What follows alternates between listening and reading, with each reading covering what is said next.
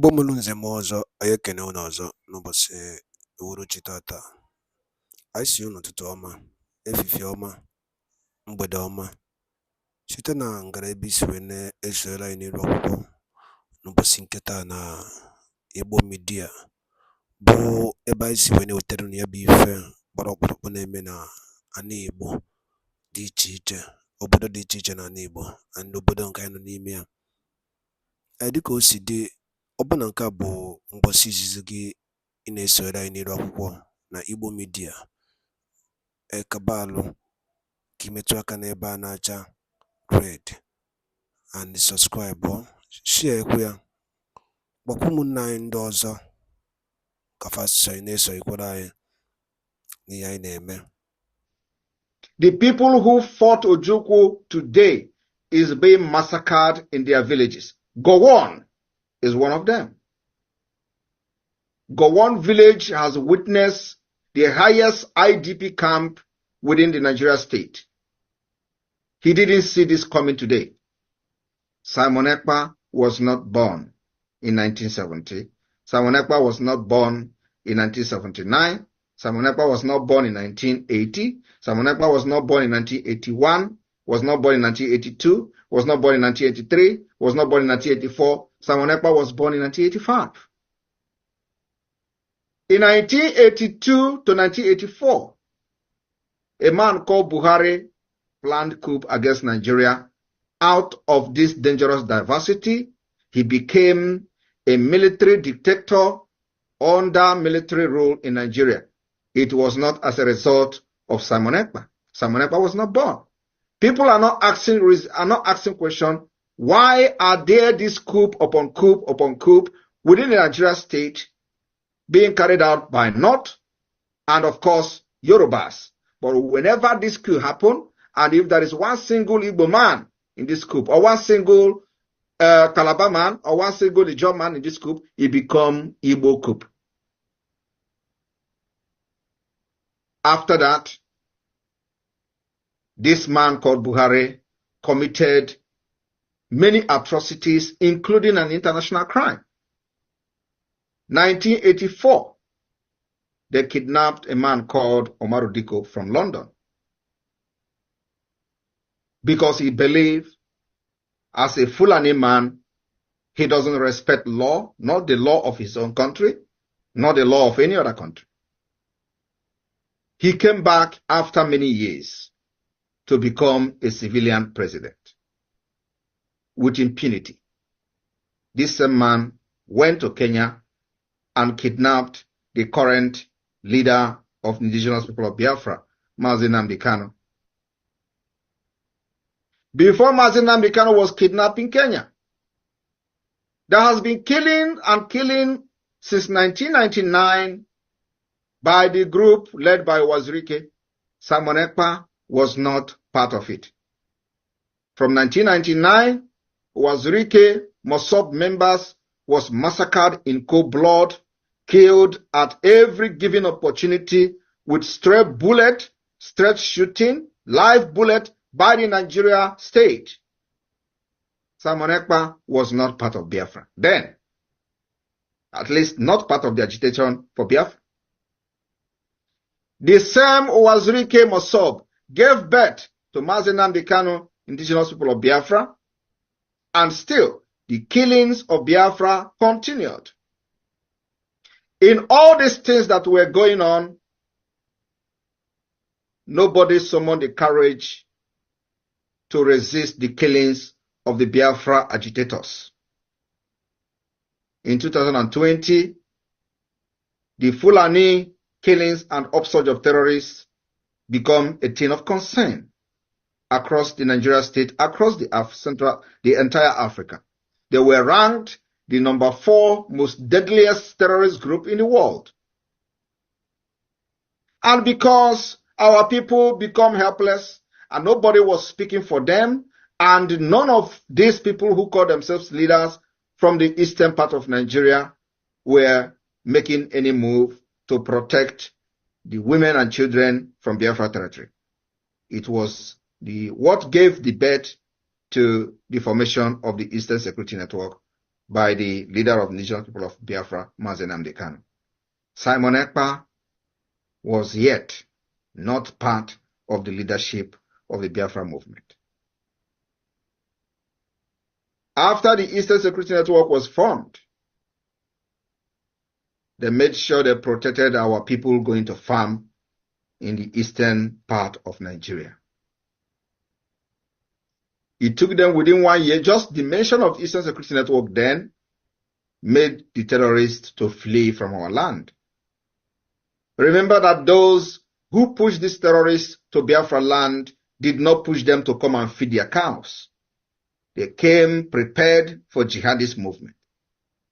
This did not go down well with the Nigeria state that is being controlled by Fulani terrorist sponsors, from the president down to the lowest person. It didn't go down well with them. And they could not also eliminate the Eastern Security Network. So there is need to hunt for the founder and the head of the ESN and the Biafra movement, which is Mazi Nnamdi Kanu.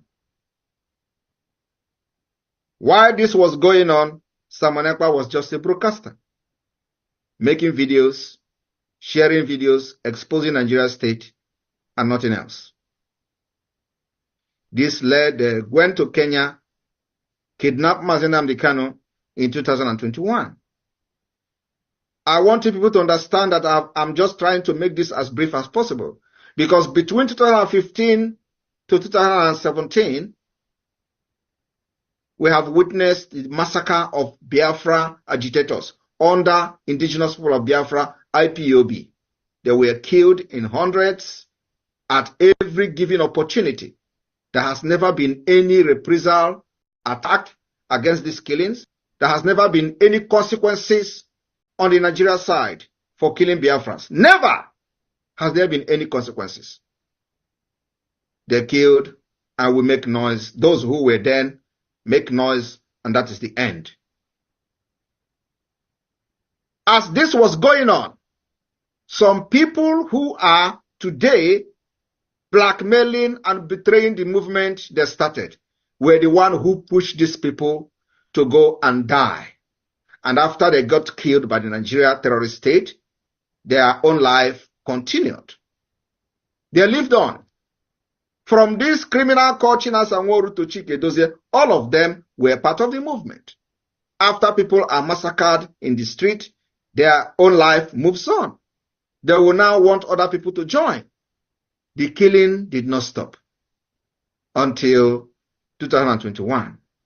They kidnapped Mazi Nnamdi Kanu from Kenya. Remember, the kidnap of Mazi Nnamdi Kanu has nothing to do with Simon Ekpa. But you know, many of these criminals today, they tell you that the activities of Simon Ekpa is the reason Mazi Nnamdi Kanu has not been released. And you have to ask them, was it Simon Ekpa activities in 2021 that led to the kidnap of Mazi Nnamdi Kanu in the first place? The answer is no. I want you to understand how the enemy works. Those who have become the saboteurs in our struggle, they have made themselves available to be used by the enemy. So they tell you the activities of Simon Ekpa is the reason Mazi Nnamdi Kanu is not released. But it was not the activities of Simon Ekpa that led to the kidnap of Mazi Nnamdi Kanu. But you know, when he was kidnapped, I looked around for 6 months. They know that I'm a very, very, very dangerous person, because I know they must have done some consultation. A dangerous person in the sense that I will do everything to liberate my people. I will do everything to protect the women and children of Biafra, because I have seen it all. It took me years to study Nigeria up to this point. Not only that, it took me years to study international law. And that international law is what I'm applying to the Biafra struggle today. For the very first time in the history of Biafra and Nigeria, the dangerous diversity that we find ourselves into have made it possible for us to defend ourselves. And as much as I agree on no violence, we are not the one bringing violence to Nigeria state. Rather, Nigeria aggression must be responded with aggression. That aggression is self-defense. After 2021, I promised Biafra people after 6 months of blackmailing me because I did not agree to work with them. I have seen many things that many people did not see. I promised Biafra and Mazi Nnamdi Kanu one thing. Your kidnapping will be useless. The reason they kidnap you from Kenya, I will make sure that it is as useless as anything. And your kidnapping from Kenya will be very, very expensive to the Nigeria state. That was my promise before man and God. And believe me, I am living up to that promise. Today, if they are not regretting kidnapping Mazi Nnamdi Kanu, they are lying. I also promised Biafra, nobody will kill you again, like in Aba, like in Iguacha, like Wike did in Obibo, and go free. Remember, when Wike was killing Biafras in Obibo, Simon Ekpa was not there. It was not as a result of the activities of Simon Ekpa. Have you all forgotten? When you were massacred at Mpo and Enugu, Simon Ekpa was not your member. Simon Ekpa was not even talking about Biafra. But today, the enemy is trying to make you believe that the problem is Simon Ekpa. What was the problem that led to the massacre of thousands of Biafrans in Obibo by Wike? Was it Simon Ekpa? What was the problem that led to the massacre of Biafrans in Aba, in the school? Over 150, at least officially reported. It is more than 200 people massacred in one day. Simon Ekpa was not a member of Biafra then. When they were killing people in Enugu, when they were for money training, massacred our boys in Enugu state, Simon Ekpa was not part of it. What was the problem then? What led to the massacre of Biafrans in Enugu? Now, I want you to understand one thing. The enemy have seen that somebody actually knows his right from his left. And that person is the Prime Minister of Biafra today. For the very first time in the history of Nigeria and Biafra, we say, even though we are fighting for the exit of Biafra peacefully, we will not fold our arms and watch you kill us again and cry on social media. No. When you come with your arms, we will defend ourselves with our own arms. And that is exactly what is happening today. But you know, they are crying. And I want you to understand, ask yourself a question. They say Simon Ekpa is killing military in the East. What are the military doing in the East? Are you not in democratic system? What is the business of military in your street? Why are military having checkpoint in Biafra land? Are we not in democracy? I want you to know the answer today. The answer is because they feel threatened. They feel that Biafra, it is time for Biafra to go. They feel that Nigeria have expired. And the only challenge Nigeria has is coming from the East. And let me tell you, no amount of bullet will suppress the challenge that the East is giving to Nigeria today until the exit. So they try to make you understand that Simon Ekpa is killing soldiers. And I want you to ask them, what was Simon Ekpa doing when the people of Biafra were massacred at Mpo? Just last year, they killed them in Aba. Was it Simon Ekpa? The answer is no. And the last question I want to ask some of you today, before I go to the update and achievement we've made very briefly, is they came and announced that 16 soldiers has been massacred in Okwama community. But what they are not telling you people, what were the soldiers doing there? We've listened to different stories. The story of oil bunkering, which is the business of the Nigeria army, terrorist army. That's what they do. The fight in Okwama community is a fight of the control of oil bunkering. They are not telling you people this story. The Biafra government has nothing to do with oil bunkering. We are going to control our natural resources by ourselves, by force, by arms, by everything possible. And when that time comes, you will know that Biafra government is responsible for whatever that is going on in control of our resources. The time is going to come.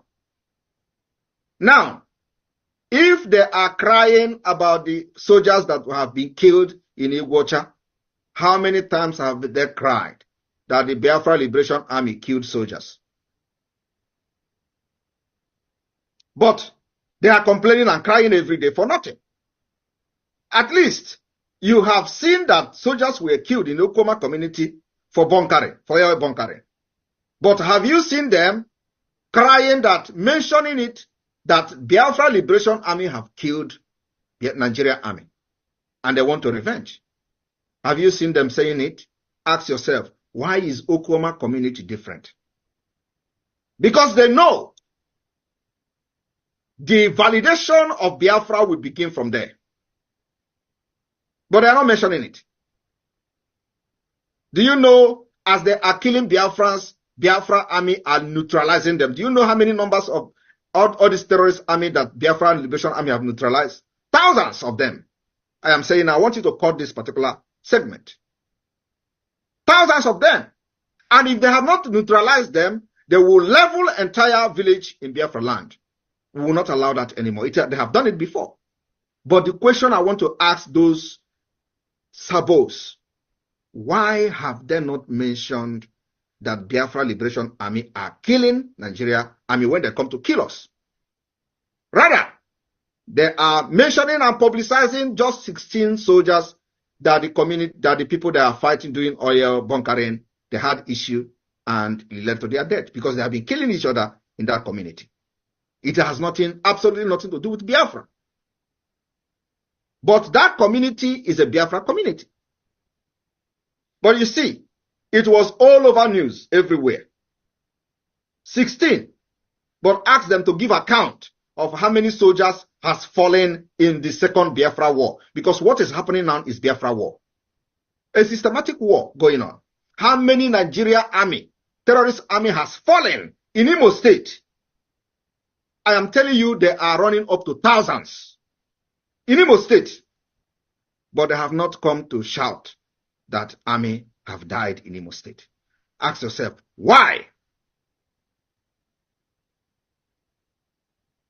And let me tell you, this is we are operating under international law.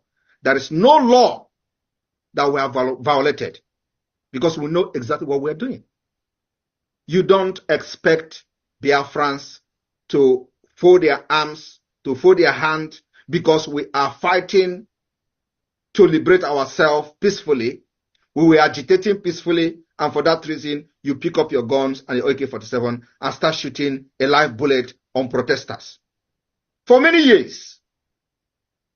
And I told them, if you have been shouting on social media, I will not shout on social media.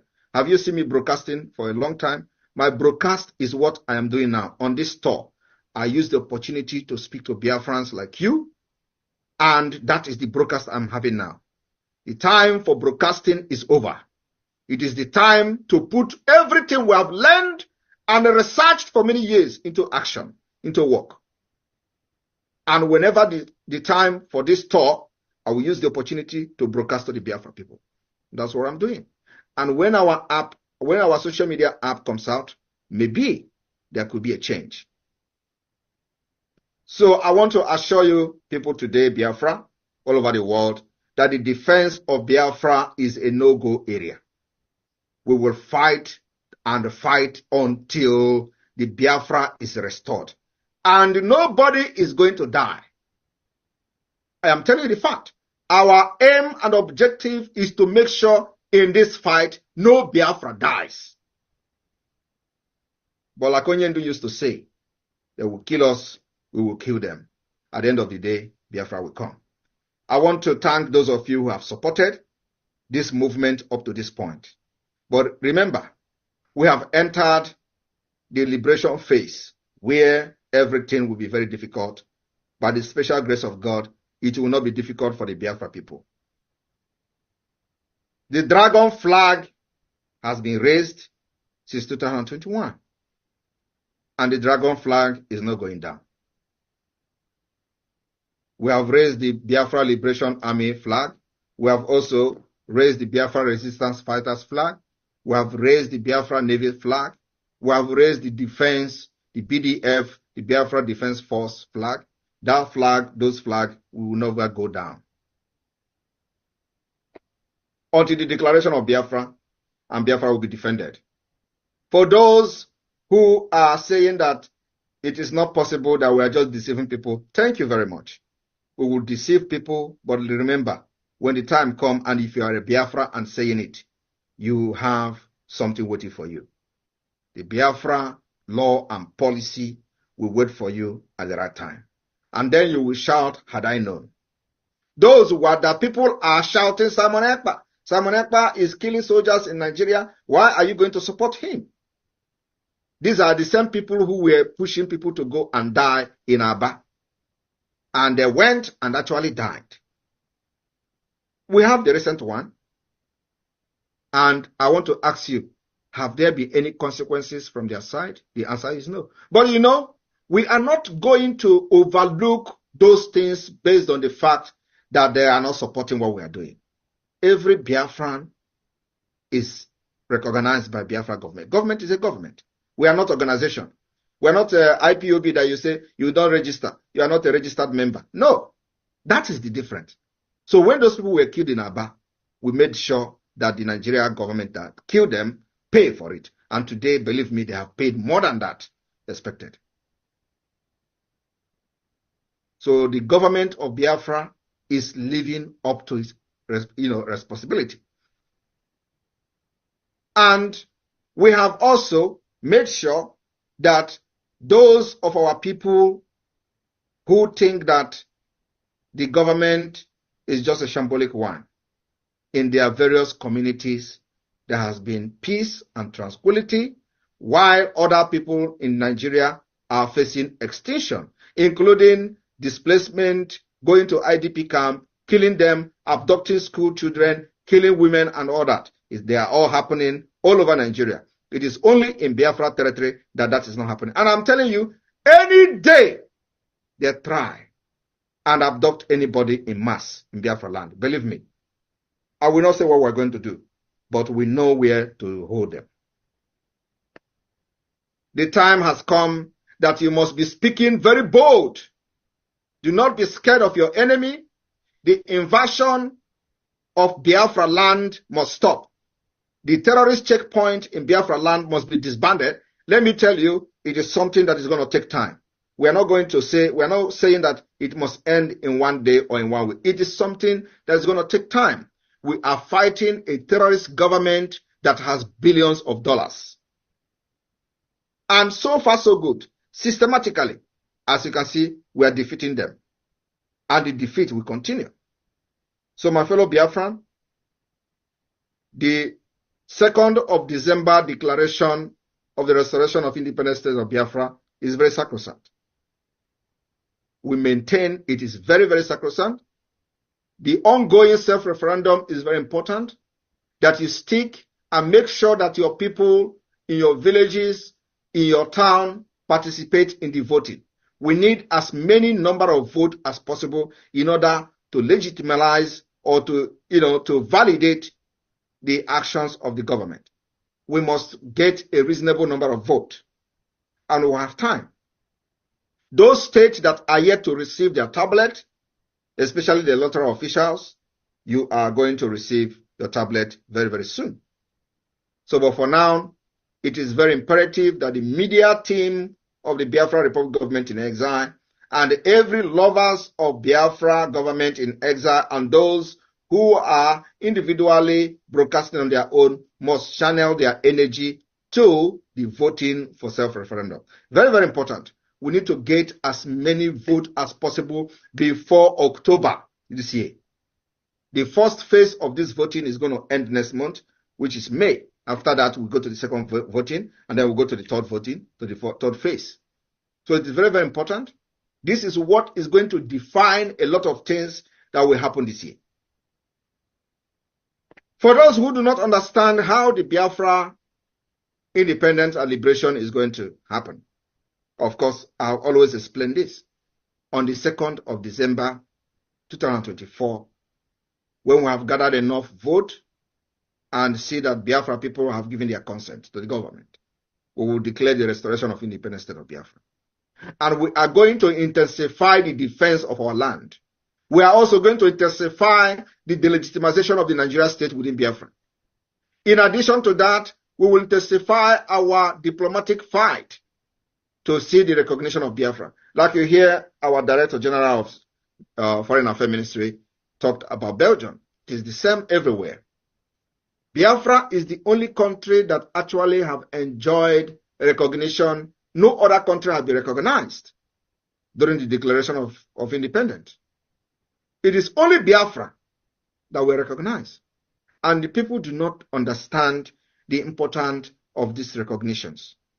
The past leaders of the Biafra movement have done very well, but nobody has been able to break the jinx to benefit what this recognition has to offer.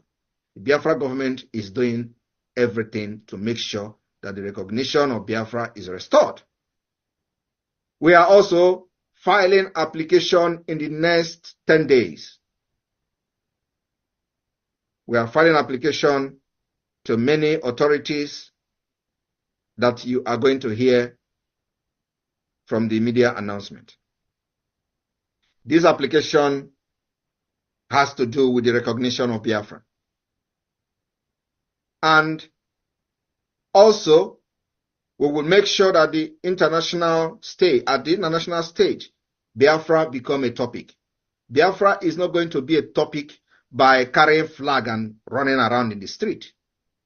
Biafra can never be a topic by coming on social media and shouting Simon Ekpa is a criminal.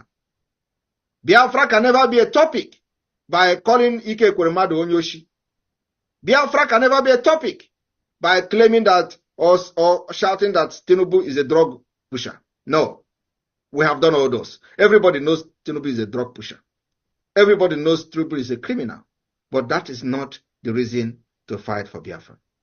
The reason to fight for Biafra has to do with the fight to preserve yourself, the fight to preserve your life, the fight to make sure that your culture, your way of life is preserved, and of course, the people as Biafra nation as a large.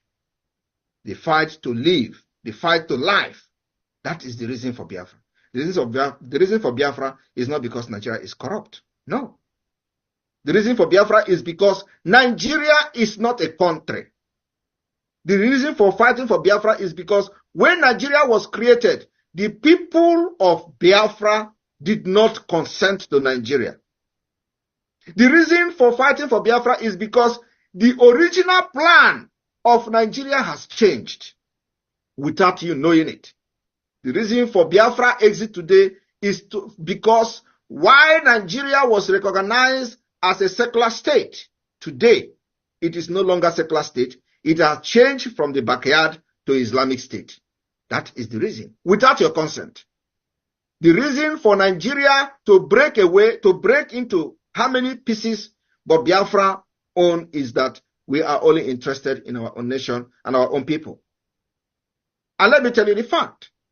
The old Eastern Nigeria that fought Biafra war remain Biafra people. Those who say they are not Biafra, the referendum is going on. You may decide to say no to the referendum.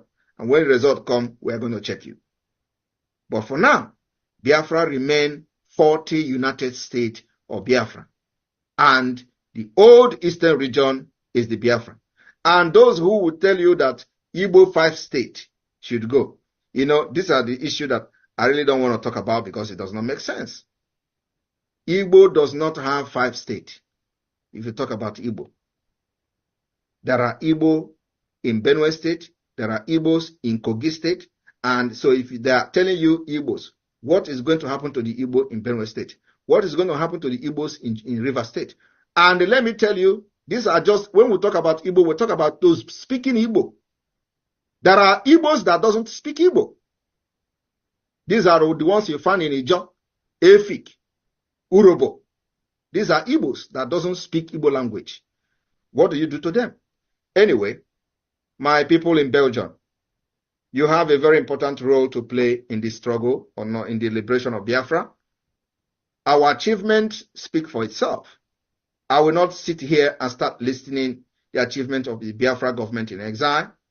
Our own is that we've made sure that the legality of the government in exile has been proven beyond every reasonable doubt in accordance with international law. Our own job now is to continue to push for the recognition of this government, including the de facto government in the homeland. The structure of the government has met the 1933 Montevideo Convention of a state. And now that this particular formation of the government and structure has been achieved, we now focus on the delegitimization of Nigeria.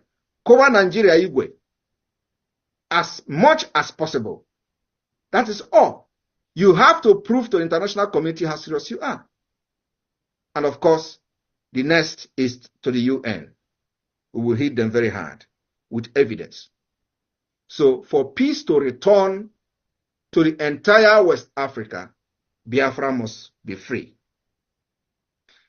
The continual subjugation of Biafra, the continual forceful union in Nigeria will never restore peace in the West Africa. And this particular peace will go beyond West Africa up to the entire Africa and Sahel.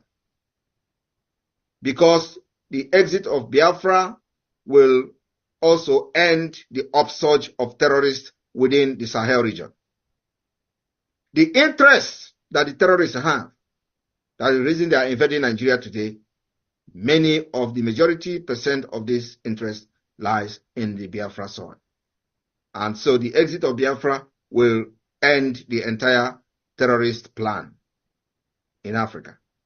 And everybody must understand this. So when we fight for our freedom, we are not just fighting for the freedom of Biafra alone.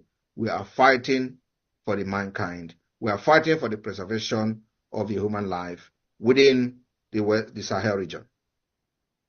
So any nation, any government that is very responsible.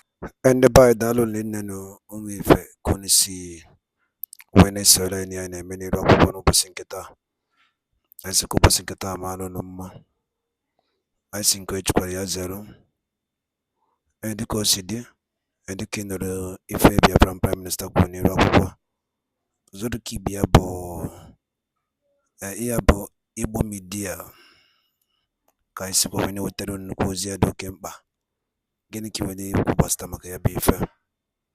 Kabaroke drop on your comment, your own suggestion. Ni endani ne Biafran Prime Minister Kuni Raobo.